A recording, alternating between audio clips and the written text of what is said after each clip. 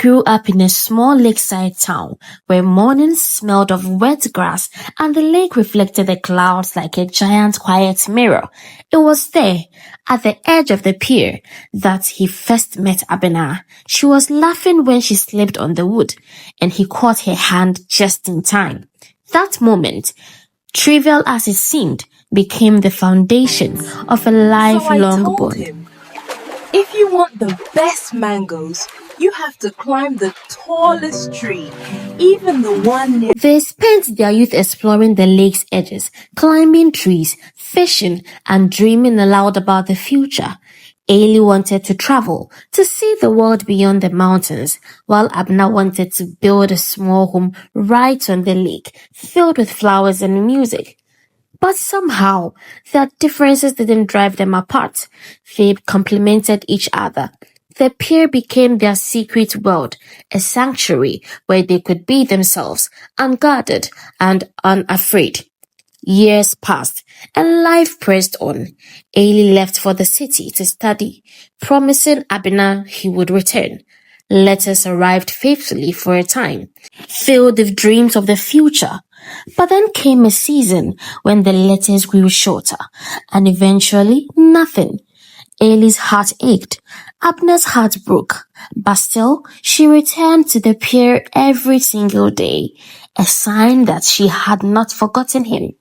Years later, after his education and being well established in the city, Ailey returned for good. He found the town changed, but the lake remained the same. And there she was, older yet radiant, waiting for him by the pier, flowers in her hair. They laughed, and in that laughter, years of distance dissolved. 2 weeks later, the town gathered as if it had always known this day would come.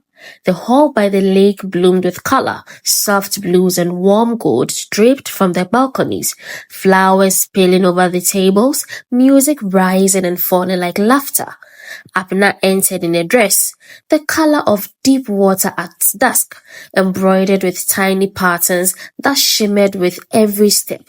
A long, translucent veil flowed behind her, and flowers were woven into her hair. She looked like something the lake itself had dressed. Ailey stood waiting in a deep blue suit, simple and elegant, his smile unsteady, his eyes fixed only on her. When they met at the center of the hall, the room seemed to hold its breath. Guests stood, clapped, cried, called their names. Fabric rustled, glasses clinked, voices blended into a single warm sound. They vowed before everyone, voices soft but certain, hands tightly intertwined. Applause broke like waves.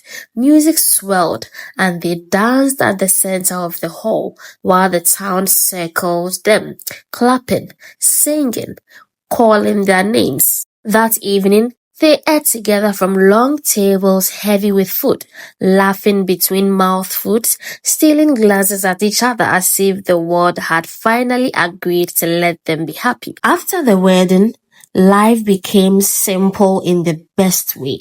They woke up to the sound of the lake and slept to the rhythm of the crickets. Abner filled their small home with flowers and music, and Ailey learned the quiet joy of staying. They cooked together, argued lightly, laughed easily, and walked through the town hand in hand, no longer waiting for anything. It was perfect for a time. Then sickness came. First a cough, then nights of pain that neither laughter nor tears could ease. Ailey stayed by her side, watching helplessly as her body weakened, holding her hand through nights that seemed infinite. He promised her he would never leave, and she whispered back that she had always believed in him. But one morning, the world was too quiet. She was gone. Grief hit Ailey like the crashing waves of a storm. Friends tried to help, but the emptiness was a presence of its own. He wandered the town, unable to eat, sleep, haunted by the memories of her voice, her touch, The way she used to tilt her head when she was listening. The pier became his refuge. There, he talked to her as if she could hear him, threw flowers into the water, and allowed himself to cry without shame. Seasons passed, the rainy season and the harmattan season, and each season was a memory, a reminder, and a torment. And every evening he returned to the pier. One evening, Ellie found a small boat tied to the pier, a remnant from when they were young. He untied it, set it afloat with flowers and candles, and whispered stories into the wind. Stories of missed opportunities, of small joys, of moments that mattered only because she had been there to share them. And then something changed. He noticed the lake itself seemed alive with memory, a ripple where her laughter had echoed, a breeze that carried her scent, and in the sunset, the colors of her favorite dress. It was not her, but it was a sign that she lived in the world they had built together. Ailey wept, not just for loss, but for love that could endure beyond death. He never truly left the pier. People passed by, curious about the old man who spoke to the water. Some thought he was mad, but Ailey didn't care. Each day he remembered, he laughed, and in the lake's reflection he found Abner again. In grief he found purpose, in memory he found solace, and though he was alone, he was not lonely, not entirely, because the pier held their story, and stories, as he learned, never die. Years later, when Ailey was gone, the townspeople found the pier still adorned with flowers and a small withered photograph.